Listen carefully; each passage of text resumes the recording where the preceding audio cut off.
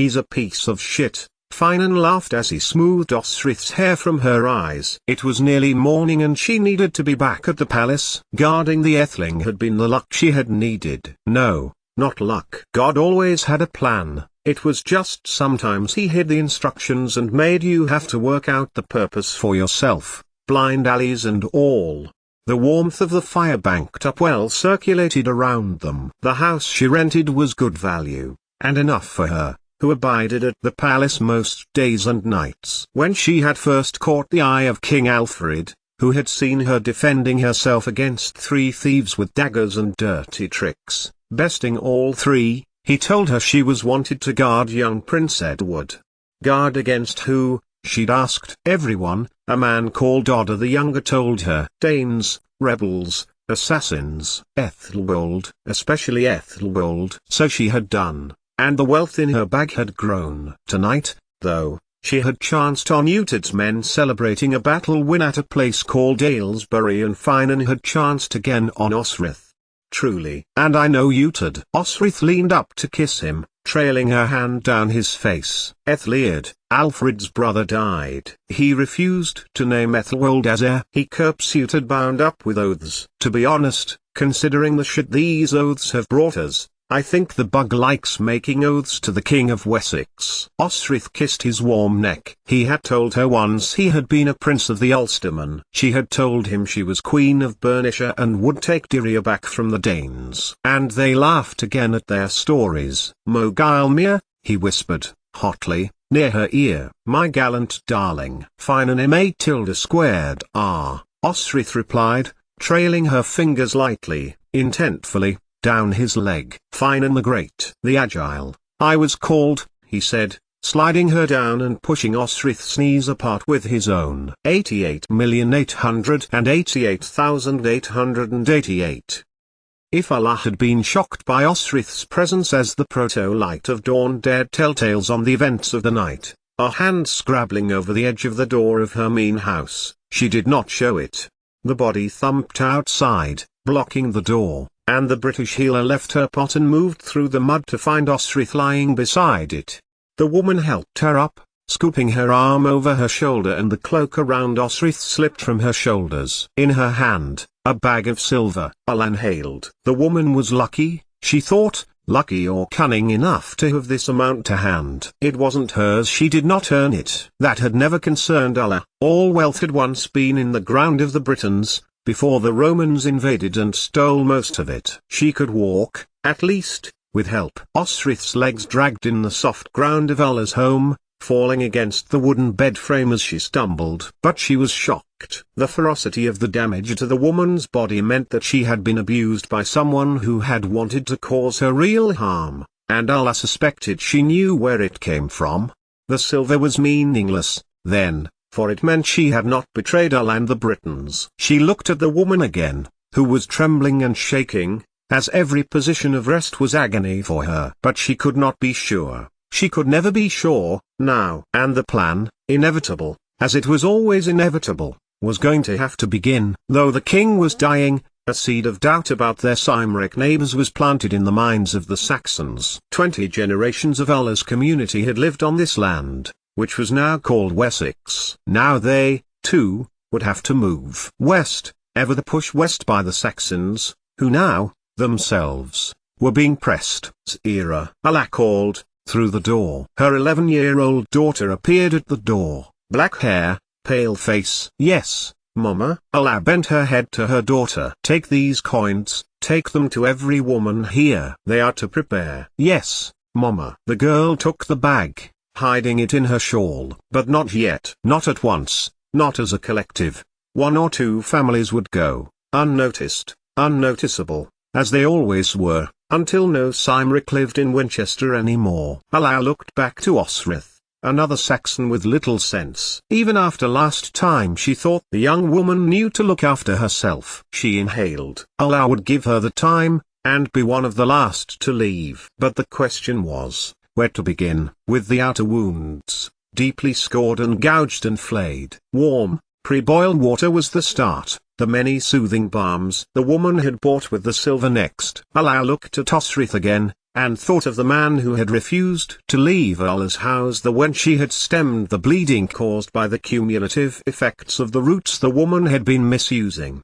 Osrith flinched as Allah began to help her injuries. Her inner wounds were a different matter. She could not help her mind, the healer thought. But perhaps she would take Allah's advice this time. All this is in the future. Osrith could change her fate. Couldn't she? Or had the path already been laid? Is fate unchangeable? Widbith full arad. 88,888,888. That was a day in the future. A day. Or maybe 2 or 3. Osrith knew no of the time she was held captive as she did as to how she had got there, hanging by her wrists in a dungeon. It was not one of the usual prisons, which were behind the armory. The damp smell made Osrith think they were below ground level. But there was light, of a sort, which she could tell behind her blindfold. The first Osrith realized she was in trouble was the pain in her arms. Whatever this place was, it seemed to be built for someone taller than she was.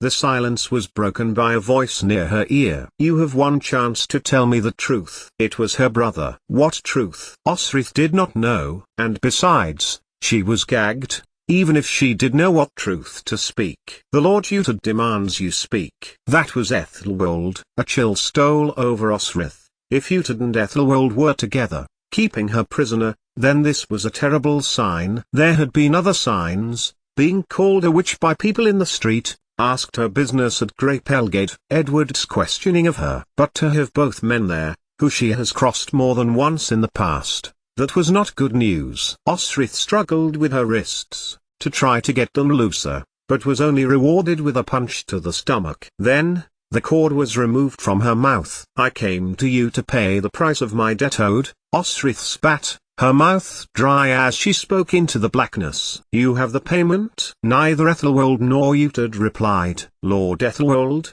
Osrith made to continue. But another punch to her gut silenced her. The Lord Ethelwold will let you go, Ethelwold replied, mocking her for her use of his title, when you give me the name of the person who caused the death of the Lord Utad's wife.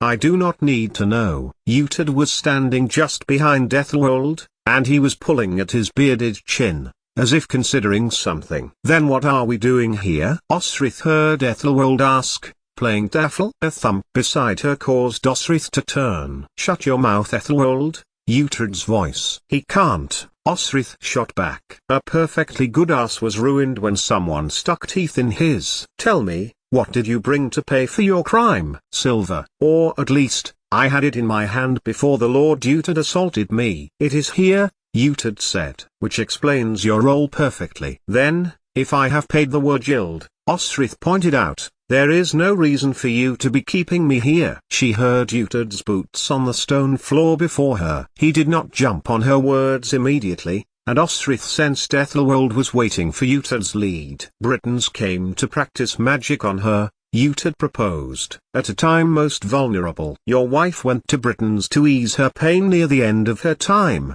Yes, Osrith replied. No, she would never do that. Utad protested and Osrith found herself laughing scornfully. You do not know women, Osrith proposed. You know how to seduce them, yes, but when the time comes, when there are life or death situations, women will do what they can. And so I went to the healer, when the abbess could go no more. I have spoken to the abbess. Utad shot back, angrily. She did not order this. I saved your son, Osrith replied. I went to the British healer, and begged her to come, paid her to come, to help Gisela. She would not. But she told me what I could do to ease your son into the world. There was a crackle of stone and wood beside her and her words seemed to settle around them like snow. So you admit you used healing magic on my wife? Utad's voice sounded strained. Yes. The name of this healer? This was a different voice, Ethelwold's, coming near her right ear. I will not say. Is that your final word? This time,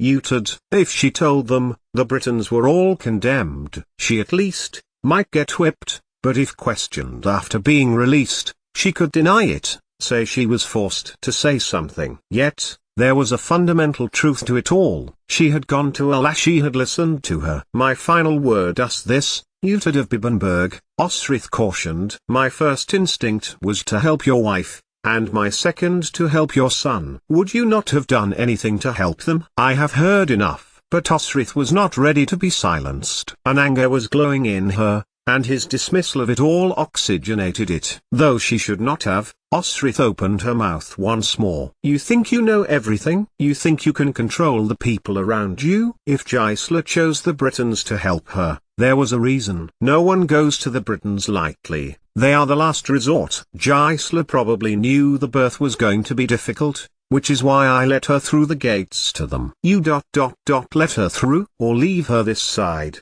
in Winchester, Osrith told him. For you and your stupid pride? Oh, you'll go to Christians right enough, when you want something fixing, or doing for you, and your Danish paganism isn't enough.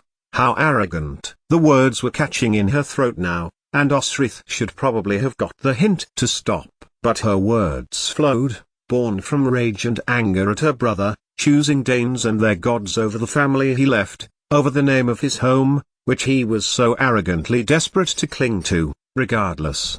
It was Oswald's home, Oswey's. All their ancestors, Christian, who had enlightened Bernicia and Dirria with the word of God. And he wanted to ignore all that, pick and choose what he wanted, like a banquet feast. If you say that by helping your wife I killed her with heathen witchcraft, then I did. But do not believe for 1 second I did act out of anything other than a desire to help a woman in huge distress. Another silence, which was eventually filled by Ethelwold's feet on the dusty stone floor. "Remember, I came here to tell you, and to pay penance," Osrith prompted, when neither men said anything. "I will remember," her brother's voice came, "that you arrived at the palace because you could not live with the thought of what your witchcraft did to my wife. You came to confess to Ethelwold, and he to dispense justice." Behind her a crack came, like the shaking of a horse rein. Osrith felt the blood drawing back under her skin, for she suspected she knew what had caused it. Steep earned a flaying whip which sounded exactly like that, and she shuddered as she remembered the state of the prisoners who last were given it. They could barely walk to the scaffold. "You heard this warrior admit she was practicing witchcraft, Lord Ethelwold," Utad summarized, "and in doing so killed my wife." "I did indeed, Lord Utad." There was a humor in Ethelwold's voice that made Osrith feel sick. He wanted to do this, he wanted to hurt her. And, just as she was about to struggle, a hand containing the gag rope shoved it back into Osrith's mouth, blocking her voice, preventing her from crying out. She was still clothed, Osrith realized, when Ethelwold beat her. Not that it mattered much, her shirt would be rags within the first few strokes. And that was all she felt, as Ethelwold's arm swiped through the air, the sound of the blows echoing in the dungeon. Sooner than Osrith expected, the blows came no more. "That is for lying to the crown," Ethelwold hissed by her ear. "For betraying your position as a guard. However, you have not paid for your treachery." Osrith felt Ethelwold's breath move from her face and continue, "Has she, Lord Utad?" "She has not." Osrith inhaled deeply, painfully, as the two men talked, the conversation designed to inform her of what was coming next. "If she were a man, I would suggest hanging, and quartering. She is no better than a piece of filth. I say, do it." That was Utad again. Through the weave of the blindfold Osrith saw a shadow cross a torchlight and the figure, presumably Utad, stop.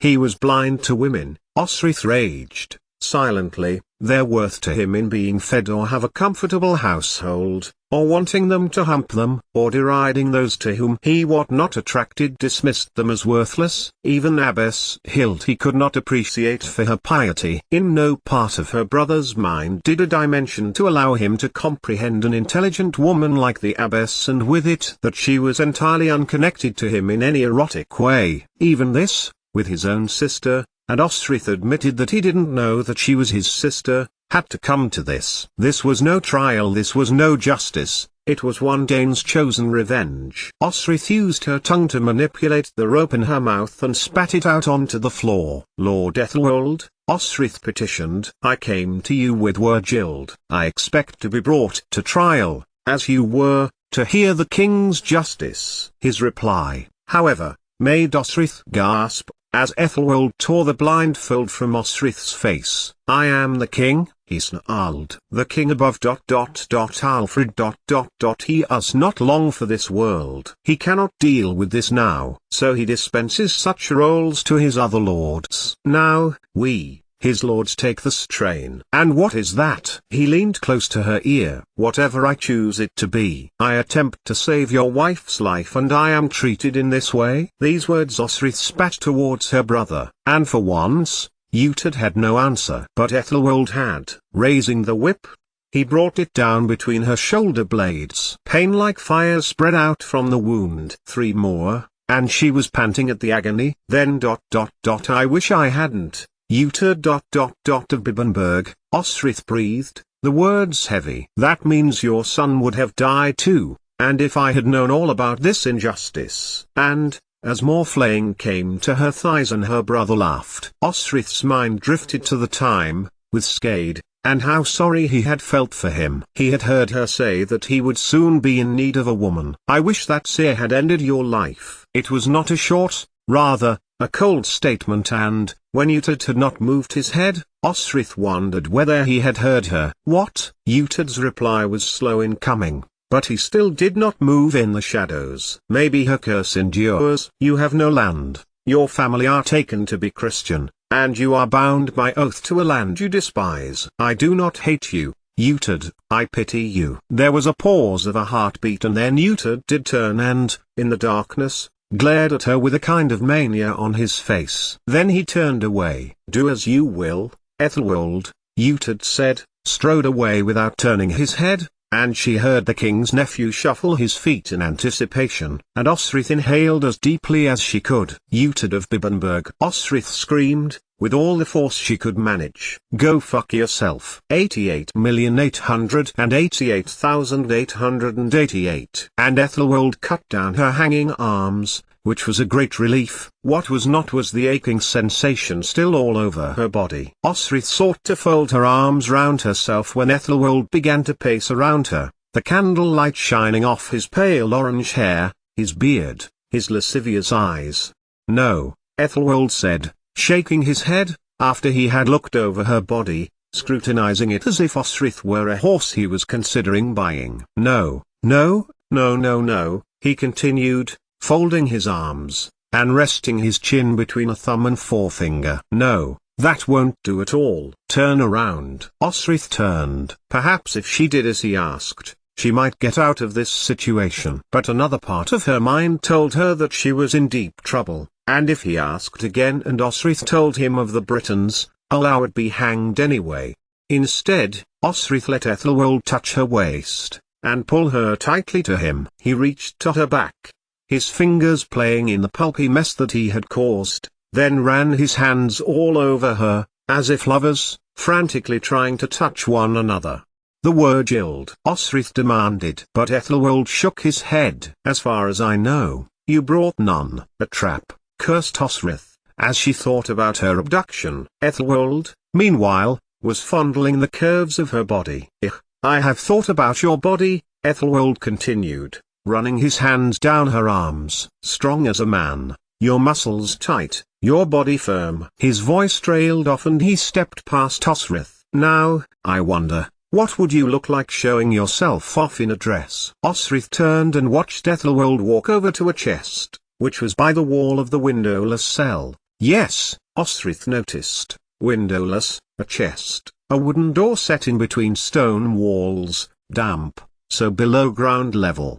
Osrith watched as Ethelwald shook out a dress, and Osrith inhaled. It was beautiful. Candlelight caught the fibers which glowed blue. Like Domhnall's cloak, Osrith thought, when he sat in splendor on his ancient oak throne at Iona, with the traitor Griogr by his side, Constantine and Domhnall flanking the other. She would rather be trying to outwit Griogr rather than Ethelwald, Osrith thought to herself. Take off your clothes. What? Ethelwald's command came quietly, but with a streak of menace. Take them off, he repeated. But Ethelwald was bearing down on her, the dress thrown onto the floor. I said, he tore at her clothes, most of her shirt falling away after tearing under his earlier blows. When the ruined shirt was on the floor, Ethelwald stopped. Where he was expecting her breasts to be, he found her bindings. Most had got shredded with the whip, but, Osrith thought, they had absorbed a lot of its force. Now then, that's not playing fair. And from his belt Ethelwald took a dagger. Osrith gasped as he pushed the blade by her stomach and cut away the cloth, rewarded with her breasts bobbing in front of him. She shivered as the heat from her body escaped into the room. Ethelwald smirked. He has a dagger, Osrith thought, in his belt. No sword. Well now, that is much better. Do you not think so, Lord Utrid? As Osrith strained to see whether her brother really was there, Ethelwald thumped her in the face. Put it on. Ethelwald threw it to her and Osrith slipped it over her head and naked upper part of her body. It slipped over her breeches, it was too big for her, and her breasts floated inside the satin rather than the fabric envelope her figure, as it would do if it fitted. Oh, my lady. Ethelwald bowed, mockingly. May I take your hand? He held out his hand. I am to be king, soon, you know. I will need a queen. Osrith watched as he reached out, palm upturned, while Osrith refused to move her arm. Give me your hand, he demanded, but did not wait for her to comply. Instead he grabbed her wrist and forced her hand into his. Take down your hair. Osrith pulled out Eric's jewel. She would not lose it. Its point was still sharp, and it flowed to her shoulders. It had grown back paler, Osrith had noticed. The last time she had washed it, the light from Ethelwald's candles reflected off it, making her head shine. He approached her, looking at her head as if he had never seen hair before, then began to touch it as if it were fragile. And then she realized that Ethelwald's face was close to hers, his one eye searching hers. With the hand he still held, he pushed Osrith towards his eye. Touch it, he demanded. But Osrith recoiled. A hole in his head? Because of his treachery. Treachery there on his face for all to see for the rest of your life. Then Osrith saw how she could turn this to her advantage. She placed her hand to his face, and smoothed his beard. What did you learn about the Danes when you were with them? Osrith asked. Did not Odin gain the knowledge of the wood when he lost one eye? Ethelwald showed astonished for a moment, and he gave Osrith a strange look. Good, she thought. He was responding to her advances. For now, I know that, Ethelwald confirmed. But I am Christian. I did not become a Dane, like Utrid, when I spent time with them. Unlike the Lord Utrid. Vanity, Osrith thought. Pride. An unshakable belief in his right to the Wessex throne. Pity it didn't work for you. And Osrith ran, kicking over one of the candles. The bars were locked, but she threw herself at them, fumbling for any sign of exit. Too slow, and Ethelwald pressed her against the stone wall next to it. Careful, he warned, pressing the blade into her left breast, its metal indenting the fabric-rounded skin, its point pegging her flesh. You do not want me to slip. And, still holding her, Ethelwald maneuvered her to the bed, knife still pressed painfully to her breast. Touch it, I said, Ethelwald said, and Osrith reached for his empty eye socket. But he dragged her hand away, meaning something else, and she realized his breeches were open. He forced her hand down onto his cock, which had erupted from his breeches. Osrith looked down and he laughed. Expecting an acorn? Ethelwald sneered. On your knees. And he pushed Osrith down towards the floor, not expecting resistance. Only when I am praying, Osrith retorted, which resulted in Ethelwald gripping her hair and thrusting her down, his own hand to his cock, encouraging its erection. It moved as if dancing to its own rhythm. Good, good, he exclaimed, anticipating the feeling, but when Osrith got the shaft into her mouth, she bit, at the same time gathering his legs behind with her hands, knocked him to the ground. The knife fell away. Osrith scrambled to her feet. But Ethelwald had caught her hair, classic mistake, long hair in a battle, and pulled Osrith over, thumped her face, broken her nose, bleeding, pulled her to the bed with her hair and sought on her chest, then dangled his big cock into her mouth. It was suck or choke. It was hot, as Ethelwald worked his cock inside Osrith's mouth, and the fluid was tangy. And a panic overcame Osrith as a memory from long ago, 9 fingers spilling his in her mouth as the son died. Then he pulled Osrith by the hair, down to her knees, where she finished sucking him off, but he restrained himself from coming, and backed away. "Is this the only way you can get a woman?" Osrith sneered. "Rape? Or do you hump so infrequently you visit the sheep?" To be fair, if she had been Ethelwald, she would have thumped her in the stomach too, and Osrith staggered back. "Be compliant or I will tell Alfred you tried to bribe me with the silver to prevent me from telling him," he warned. "Never suffer a witch to live." And Ethelwald backed Osrith onto his bed, rolling the blue dress up her body, tugged at her breeches, then threw them behind him. "Yes, very good," he murmured, as he fingered her, pushing her legs wider to get the most of her around his digits. Osrith scrabbled back, but Ethelwald grabbed the dress, which tore, and Osrith scrambled up, watching Ethelwald eye her up, with an expression of anticipation on her face. Pushing Osrith flat on the bed, Ethelwald knelt astride her, and Osrith screamed as he tied her wrists with rope to the frame, her arms above her head, her flayed back taking all of her weight. "The now," Ethelwald said, savoring her body. "Lord Utard, my prisoner looks ripe for fucking. Do you wish to do the deed first? Then I can watch an expert at work." Osrith felt her face redden as she listened for a reply. When none came, however, he prized her knees apart. Osrith spat at him, and earned a slap about the face. "Oh yes indeed," Ethelwald said, feeling her soft, cunt bumps. "You are enjoying this, I knew you would." And with her dampness on his hand, Ethelwald reached for her face. "Oh, look at you, warrior lady," he mocked. "A scar on your cheek, how did you get that?" And this ... he trailed his hand down her face, breast, stomach ... She had got it in a prison not too dissimilar this ... Griogere ... And here, Ethelwald touched her stomach ...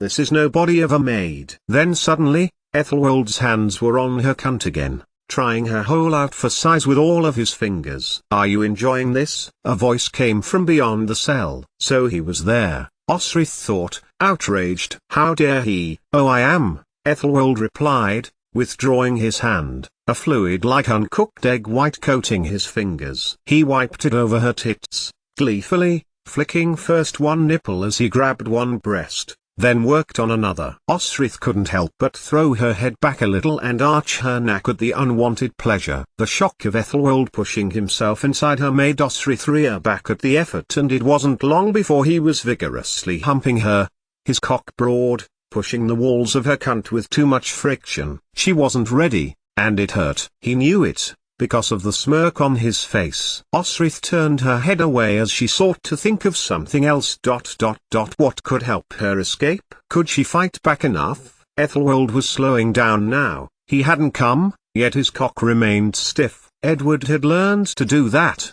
hold off, then ride her hard and fast. He seemed to orgasm deep and long if he did that. Maybe Ethelwald was doing that.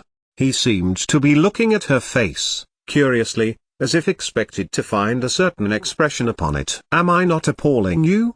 he asked. "Clearly, a million years has passed, for that is when you said I would hump you. And you don't appear to be learning your lesson," he added, as he wrenched her down the bed with her hips. He wanted her to cry, Osrith knew, but she would not. Even if she might, his enjoyment of her treatment of her kept her anger well in control of tears. Without warning, Ethelwald reached over to his knife, his slowly drooping cock dripping their pre-cum onto the flagstones. But the destroyed dress was in rags, preventing Osrith from coordination as he pulled her up, and she fell backwards onto the bed as Ethelwald crawled quickly over her, knife to her ribs, and blood trickled down her thorax, soaking onto her ruined dress.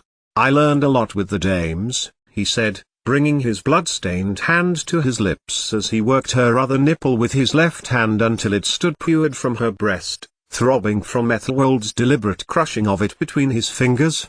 Then took the knife, pushing it into the areola of her breast, twising it into the flesh, then the other, laughing as Osrith screamed. Ethelwald clamped hand over mouth as he gouged out a portion of flesh, bending his head to lick the fluid from her body before throwing a handful of something onto her chest, some of the powder spraying into her mouth. It was salt, and Ethelwald took his hand and rubbed it all over the wound. She screamed, and was rewarded with more of the irritant. The witch does not like that, Utad, mused Ethelwald. There was a faint tapping near the bars, but Utad, if he was actually there, said nothing. Osrith turned her head. Nevertheless, do you not see Lord Utad? Ethelwald encouraged. This is how we treat witches in Winchester. I do see, Osrith heard her brother say, and those words would live long, very long, in Osrith's memory. It was then, Osrith realized, he was playing with her cunt again. Relax and you might enjoy this, Ethelwald laughed. I have never had any complaints before. But Osrith did not relax. Instead, her foot caught his face and Ethelwald reeled. Saying nothing, Ethelwald kicked her back, before beating her around the face and punching her in the stomach. Then brought his hands to her throat. He was going to kill her. Osrith fought under his weight, kicking and flailing as both hands pressed on her neck, but this seemed to excite him more and Ethelwald thrust deeper inside her, as if pinning her to his bed as he pressed her throat tighter. Osrith felt her head grow fuzzy. The choke on her throat was making her lightheaded, as if she was away from the body that Prince Ethelwald was raping. Just then, as he loosened his grip, Osrith had tried to move, panting in order to breathe, but the weight of the man on her hips was too great. When she awoke, it was dark. Ethelwald was snoring heavily next to her, cum shimmering in the candlelight on his now flaccid cock. Where was Buey? Of course, he would have no edged weapons here. Utad must have taken her, or Ethelwald. He snorted as Osrith disturbed his sleep, trying to move herself from the destroyed dress on which Ethelwald lay.